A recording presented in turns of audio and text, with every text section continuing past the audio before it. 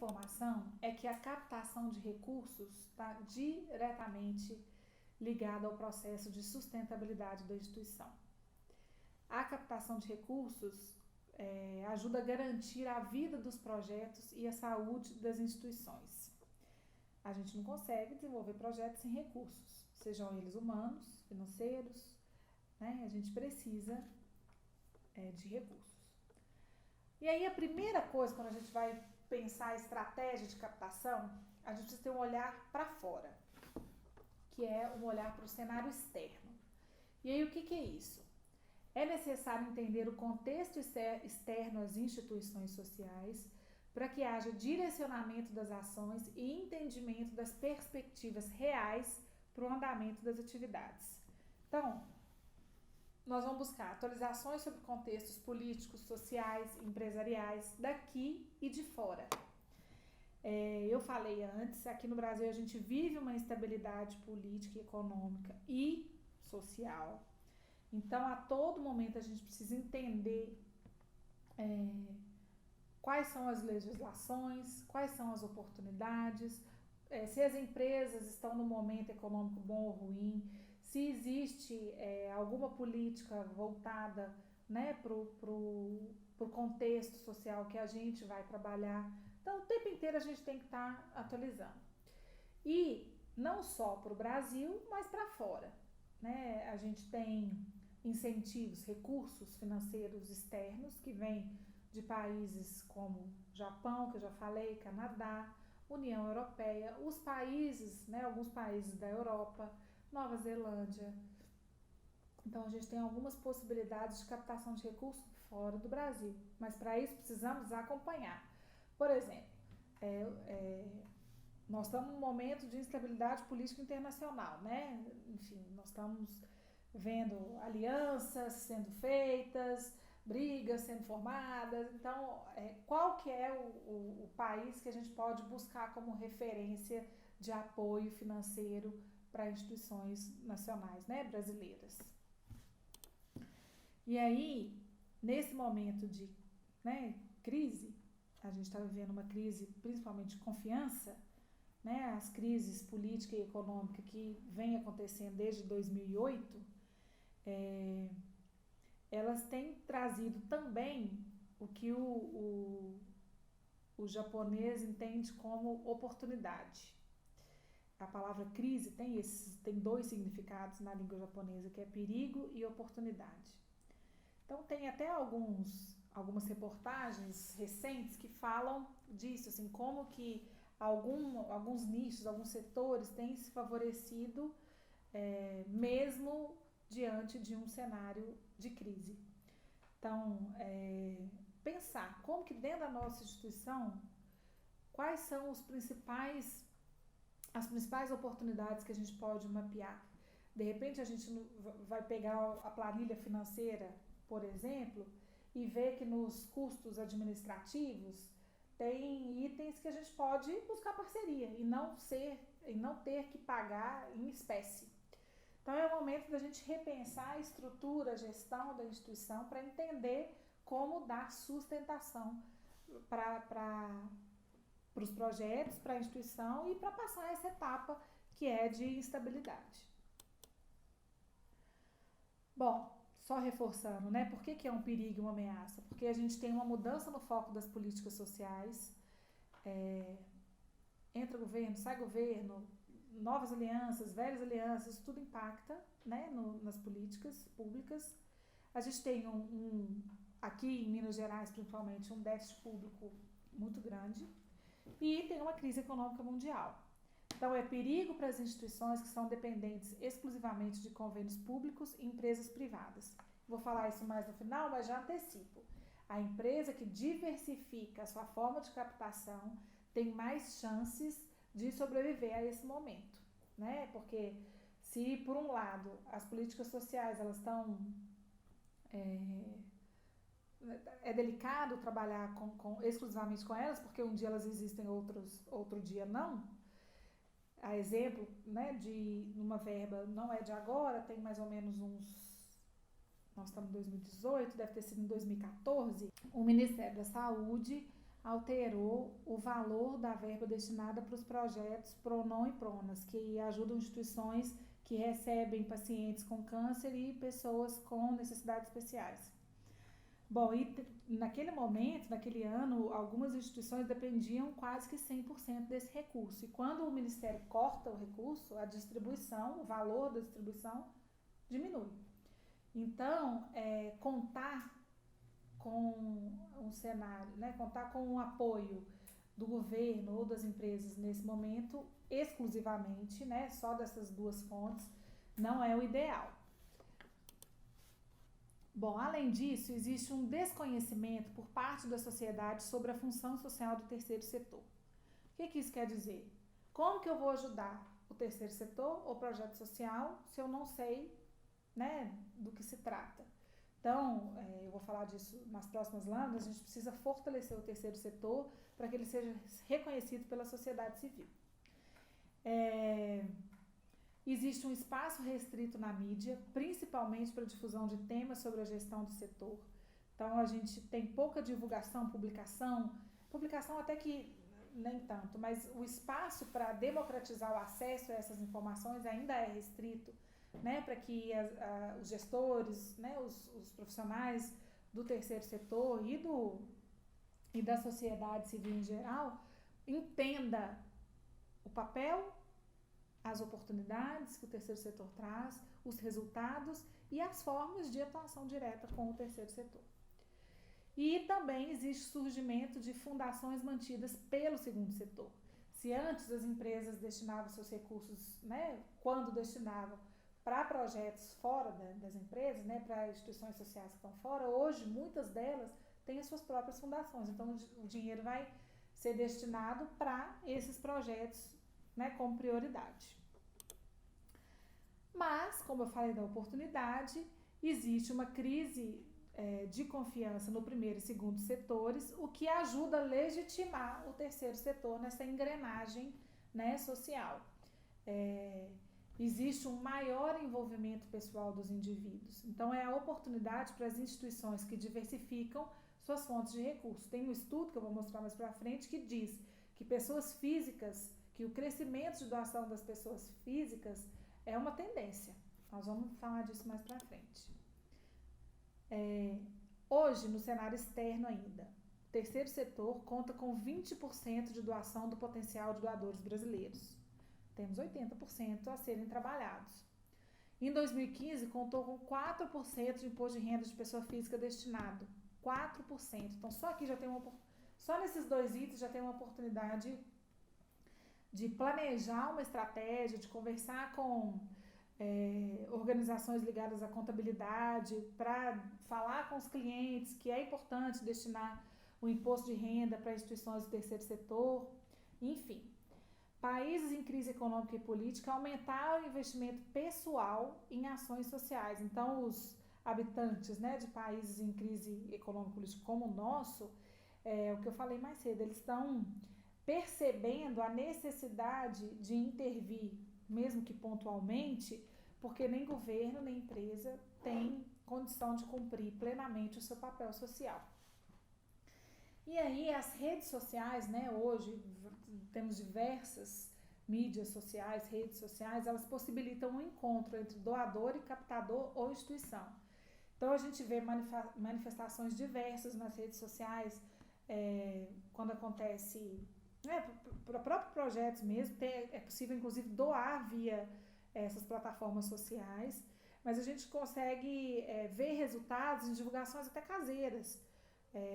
Semana passada mesmo, um projeto social muito sério, reconhecido aqui em Belo Horizonte, sofreu com umas chuvas que tiveram aqui. E aí uma mobilização via WhatsApp fez com que essa instituição já recebesse insumos, materiais, mobiliário, para conseguir se restabelecer. Bom, terceiro setor é um conjunto de organizações e iniciativas privadas que visam a produção de bens e serviços públicos em prol do atendimento dos direitos básicos da cidadania. Ou seja, o cenário externo às instituições precisa saber e reconhecer que o terceiro setor não faz caridade. entrega soluções para a sociedade. Então, quando a gente fala que o terceiro setor não é reconhecido pela sociedade civil,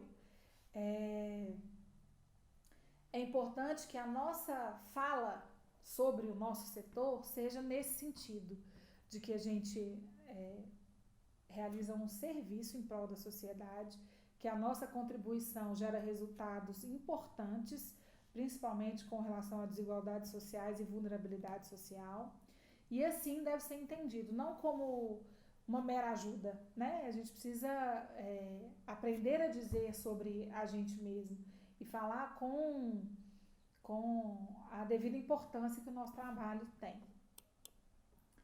Bom, olhamos o cenário externo para identificar oportunidades de captação de recursos. Vamos para o cenário interno. Aqui, nós estamos falando do nosso setor, do terceiro setor. Então, nós temos algumas questões aqui polêmicas que a gente precisa desmistificar. Primeiro é o seguinte, vários estudos falam que talvez um grande problema do terceiro setor seja a questão da gestão, que a gente fica muito envolvido com a causa, né, com o amor, com a vontade de ajudar o próximo, e isso muitas vezes destoa da necessidade da gestão, né? A gente precisa equalizar, equilibrar essa dinâmica. Tem um estudo que diz que 75% dos profissionais das associações sem fins lucrativos são voluntários. Nesse item eu não vou dar a minha opinião, mas eu vou dar 2 parâmetros. Um é que ótimo, se os voluntários forem ativos, presentes e realmente puderem contribuir com suas diferentes competências. E por outro lado, é saudável uma instituição depender exclusivamente ou em 75% do seu quadro de voluntários? Será que não tem uma perda de gestão, de potencial, de resultado? Enfim, mas é uma coisa para a gente pensar, é uma fraqueza ou uma fortaleza? E como que a gente pode pensar nisso com viés de captação de recursos? Né? Se a gente tem um voluntário para captação, que ótimo. Mas se a gente tem um voluntário que repete alguma atividade que já é desenvolvida dentro da instituição, será importante, não é? Enfim. Causas fortes e que geram um vínculo emocional. Eu vou dar um exemplo. Eu coordenei um projeto que era para ajudar famílias a melhorarem suas moradias. E aí, o projeto tinha recursos para isso, para a gente entender essas casas, esses apartamentos, ver o que causava problema de saúde, quais que eram os problemas de acessibilidade, e aí a gente fazia, né, a gente realizaria as intervenções necessárias. Só que quando a gente chegou lá, esse era o foco, o objetivo do projeto, a gente viu que na região tinha outros projetos, outros problemas. Então, tinha prostituição infantil, tinha pessoas com necessidade de diversificar a alimentação, ou seja, que comiam todo dia a mesma coisa, e, enfim, a parte nutricional bem deficiente. E aí, nesse momento, a equipe do projeto resolveu, enfim, fazer um mutirão, fazer uma ação para tentar contribuir também com melhorias nessas outras questões. E aí, numa conversa que a gente tinha, né, reunião de equipe, nós ficamos muito tempo conversando sobre a viabilidade dessa interrupção do projeto pelo qual a gente estava sendo contratado e tentar sanar questões que são mais prioritárias, né, como alimentação, enfim, prostituição infantil. E aí foi um dilema, porque a gente tinha que agir, os dois têm emoção, mas um tinha razão e emoção e o outro muito mais emoção. Então a gente como solução, a gente chamou um outro projeto que tem ações mais pontuais, né, que ele vai numa comunidade, faz uma intervenção, vai em outra, faz uma outra intervenção. E eles ficaram responsáveis por ajudar essas pessoas, principalmente das questões de nutrição. Por que eu estou falando isso? Porque às vezes a gente desvia do nosso foco, porque a gente se depara com questões muito fortes. E quando a gente está dentro de comunidade, né, em algumas comunidades, a gente não tem um problema social, a gente tem diversos problemas sociais.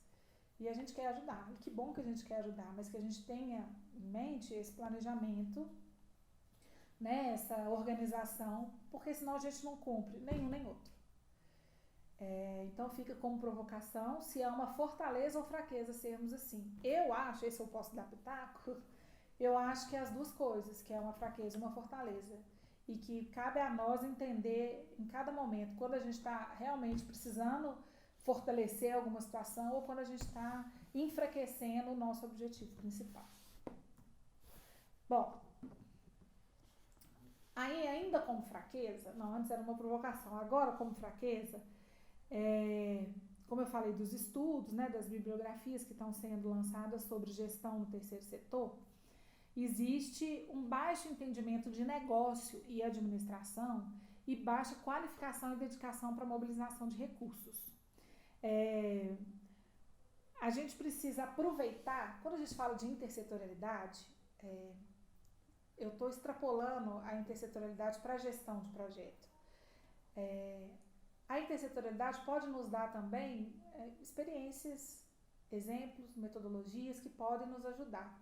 E nesse caso do entendimento de negócio e administração, a minha sugestão é que a gente aproveite do segundo setor, que tem como, né, assim, principal investimento a gestão do negócio, e traga experiências e metodologias que possam acrescentar na gestão do terceiro setor, na gestão de instituições sociais. Então, é uma das soluções, né, que a gente precisa buscar, é como vamos melhorar o desempenho da nossa instituição, do nosso negócio que não visa lucro ou recurso, que visa transformação. Aí vamos falar das oportunidades. A gente tem possibilidades de parcerias para entendimento de organizações como negócios, acabei de falar, crescimento de conteúdo sobre práticas administrativas para o terceiro setor. Para quem quer estudar e conhecer, tem muita coisa na internet, tem muitas instituições sérias estudando, pesquisando e fazendo experiências nas próprias instituições com pessoas do segundo setor, trabalhando muito forte a mudança de ferramental, de gestão, de equipe, para melhorar o desempenho do negócio. Novas formas de configuração, a gente está falando aqui que hoje tem negócio social, as organizações sociais podem ter dentro, né, da legislação suas próprias variações, entender aquilo que é mais apropriado para a instituição e para o projeto a ser desenvolvido, e visibilidade para o setor por meio de projetos e plataformas sociais. Então, quando eu falei lá atrás sobre comunicação, aqui eu reforço. A gente precisa fortalecer projetos, instituições e o terceiro setor. O Nelson Mandela tem essa frase, que são duas frases, né, que assim, são muito impactantes. Muitas organizações da sociedade civil não podem ser consideradas de fato organizações da sociedade civil. Primeiro, porque a sociedade civil não as conhece. E segundo, porque elas dependem mais dos governos nacionais e internacionais do que do próprio povo para sua sustentabilidade. Próximo. Organismo vivo. Então, nós estamos falando dentro de elaboração de projetos sociais, a gente tem a etapa que é captação de recursos. Aí aqui, dentro de captação de recursos, nós estamos entendendo que é importante olhar para fora, olhar para dentro, e o organismo vivo é um olhar para a instituição. Nós falamos de olhar empresas, governos nacionais e internacionais, olhar para o terceiro setor e agora olhar para a própria organização. As organizações sociais precisam buscar sua profissionalização e adaptar conceitos e práticas do segundo setor, reforçando o que eu disse. É necessário entender que a instituição é um governo vivo, é um organismo vivo e que precisa incorporar aspectos de um negócio. Quais são as etapas básicas para isso? Conhecer a instituição, reconhecer o contexto da instituição, identificar processos e ferramentas desenvolvidos na instituição. E aí, é um momento de... Lembra que eu falei que um momento de crise é uma oportunidade da gente repensar? Esse é um momento muito rico, que é de todo mundo parar e pensar a equipe, o espaço, a infraestrutura, os processos, as entregas, as planilhas, os espaços, e entender aquilo que pode ser otimizado, aquilo que pode ser potencializado, aquilo que pode ser alterado. A gente precisa se conhecer e criar soluções, às vezes criativas, inéditas, inovadoras, para conseguir identificar caminhos possíveis para a instituição. E aí, como é que a gente faz isso? Na etapa do autoconhecimento, a gente está falando do planejamento estratégico. Tem uma colega que já falou sobre isso na formação, mas aqui eu reforço que nesse momento é importante a gente ter na cabeça assim, qual que é o planejamento estratégico da instituição, ter o projeto da instituição estruturado, identificar o mapa de demandas do projeto da instituição, então é saber o que eu preciso, como eu preciso, para vislumbrar como eu vou buscar.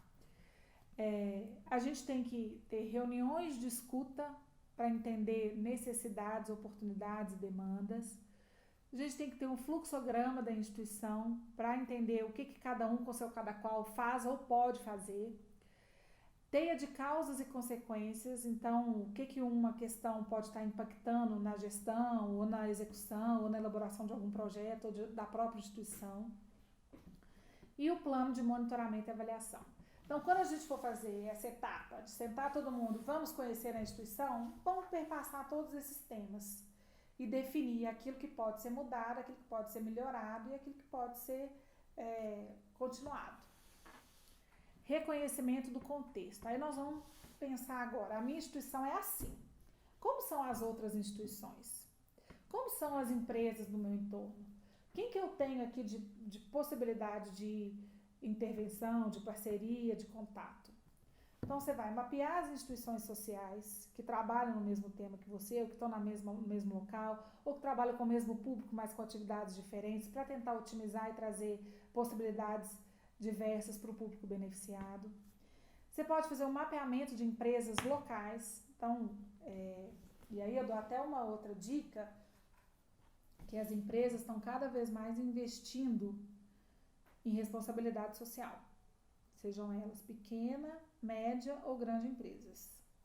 E aí é importante o gestor e a pessoa que for conversar com as empresas entender quais são os conceitos de responsabilidade social corporativa, porque aí, quando for ter essa conversa, né, quando for abordar o gestor dessa empresa, você já sabe a língua que ele fala, você já sabe o que ele espera de atuação social. Bom, então nós vamos mapear essas empresas, conhecer quais são elas, ver localmente, né, regionalmente, quais são aquelas que podem nos ajudar ou que têm expectativas parecidas. Identificação de atores sociais que tenham ligação com o tema, que já participaram de instituição, que são referência em alguma questão que a instituição trabalha. Participar de rede de atores locais, muito importante, porque aí a gente consegue perceber, consegue ter contato, né, com oportunidades. Levantamento de investidores, apoiadores, fundamental. Hoje a gente tem uma ferramenta maravilhosa, que é o Prozas, que é para o Brasil todo, e Prozas concentra todos os editais nacionais e internacionais, todas as oportunidades de financiamento de recurso financeiro, de voluntariado, enfim.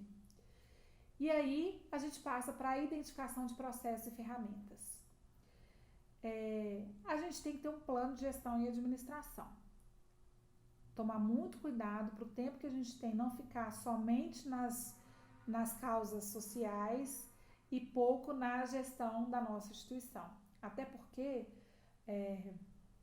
a gente precisa responder a várias questões administrativas, né, burocráticas. Então é importante a gente ter esse, como eu falei antes, equilíbrio. A gente tem que criar um plano de captação de recursos. A gente se conheceu o contexto, vamos fazer o plano de gestão e administração, vamos fazer um plano de captação de recursos e vamos fazer o plano de comunicação. Reconhecidas as nossas características enquanto instituição e projeto, nós vamos conhecer quais são os recursos que a gente precisa. De novo, no momento de instabilidade, quanto mais diversificado a gente tiver as nossas formas de captação de recurso, melhor. E como que a gente consegue fazer isso? Entendendo quais são os recursos necessários. Então, a gente trabalha com 4 tipos de recursos: materiais, humanos, financeiros e tecnológicos. Qual que é a indicação? Né? Que a gente trabalha por meio de apoio, parceria ou financiamento. E para isso, para a gente chegar nessa definição de qual recurso a gente precisa e como que a gente vai solicitar ou conseguir, né, parceria ou financiamento, a gente precisa fazer algumas análises, que é para que eu preciso, que tipo de recurso eu preciso e com qual periodicidade eu preciso. Com essas respostas, a gente consegue direcionar a proposta.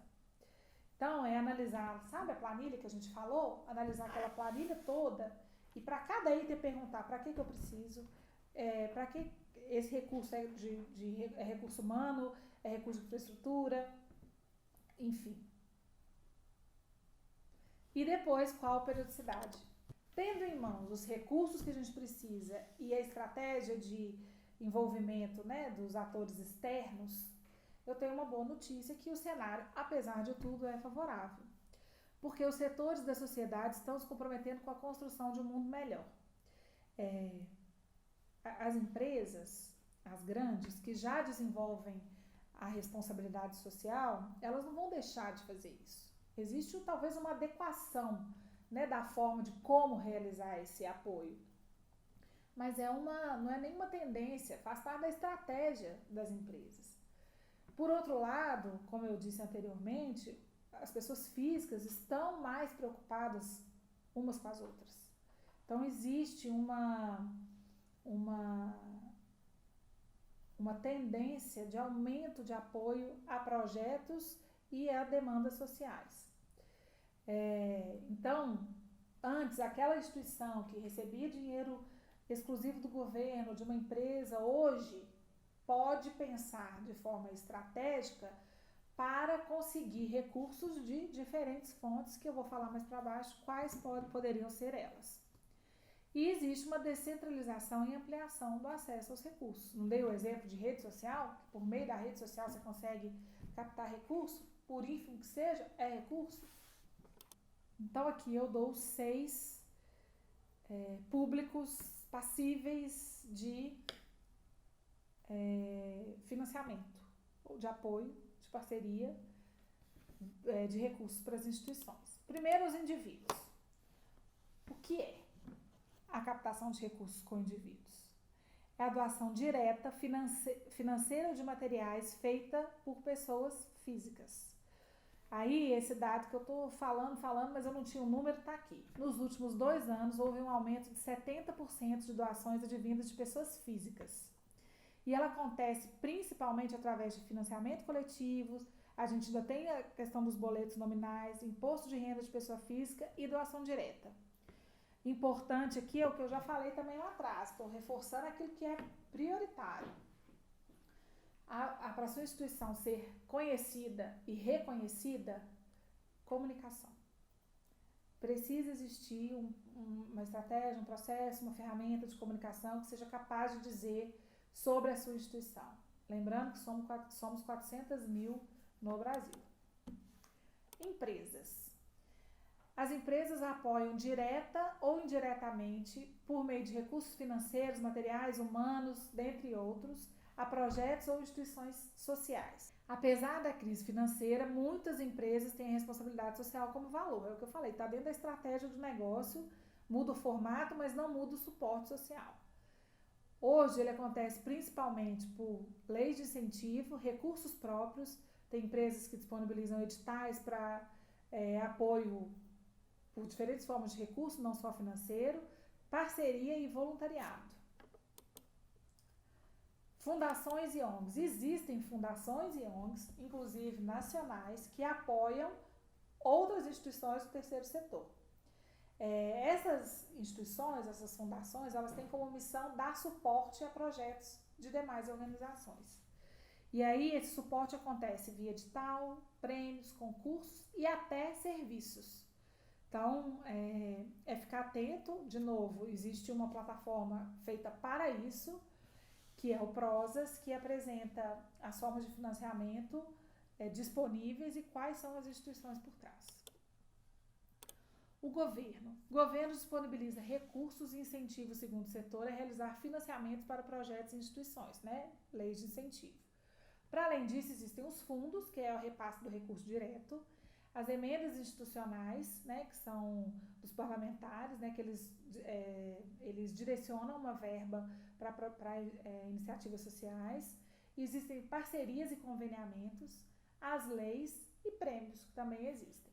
Tem um portal, né, do governo que ele concentra todas essas informações para as instituições cadastradas. Comércio, produtos e serviços, outra forma de captação de recurso. Aqui nós estamos falando de principalmente negócios sociais, empreendedorismo social, setor 2,5. É a criação de empresa ou de serviços ou de um eixo da instituição capaz de oferecer serviços e produtos produzidos, às vezes até pela própria instituição, a partir de uma tecnologia dela mesma ou de um parceiro. Como que isso acontece? Através da venda de produto ou serviço para pessoa física, venda de produto ou serviço para empresas e demais organizações, principalmente nesses dois âmbitos. Muitas instituições, elas têm um conhecimento muito próprio, né? Porque diz um trabalho com um público muito específico, uma minoria muito específica. E aí, tem instituições que já estão fazendo isso, pegando esse conhecimento e transformando em produto. Então, se por exemplo, tem uma instituição que trabalha com pessoas com deficiência e as empresas precisam contratar pessoas com deficiência, essa instituição é capaz de criar um curso ou formação ou uma consultoria para essa empresa absorver esses jovens ou essas pessoas, né, com esse perfil. Então, como esse exemplo, temos vários outros. É importante que a gente, né, se conheça, lembra do autoconhecimento, entender quais as potencialidades para a gente optar por colocar o negócio social, o empreendedorismo social, o setor 2,5, como uma forma de captação de recursos. Para além dessas duas formas, tem instituições que têm bazares, que têm feiras, que têm lojas, que oferecem os cursos, como eu falei. Aí aqui eu trouxe uma definição do que é o negócio social. Como uma ONG tem uma missão social, mas como um negócio tradicional geram receitas suficientes para cobrir seus custos. É uma empresa na qual o investidor recupera seu investimento inicial, mas o lucro gerado é reinvestido na própria empresa para ampliação do impacto social. O sucesso do negócio não é medido pelo total de lucro gerado em um determinado período, mas sim pelo impacto criado para as pessoas ou para o meio ambiente. Então, essa definição é do Yunus, que é um negócio social internacional que tem sede no Brasil, e ele é um dos iniciadores assim, desse conceito de negócio social. Além disso, temos os eventos. Eu conheço uma instituição que paga todos os seus custos físicos com um bingo, que é feito anualmente e mobiliza uma cidade inteira. E aí, quando eu fui conhecer o gestor dessa instituição, desse bingo, ele falou assim, eu trabalho todos os dias do ano para esse bingo, 1 hora por dia.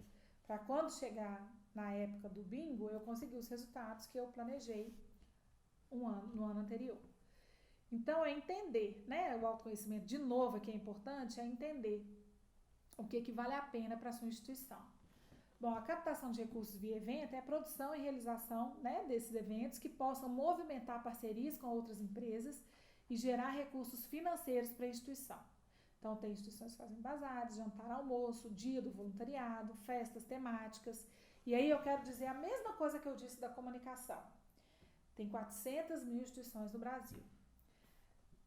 E muitas delas fazem eventos para complementar os seus recursos.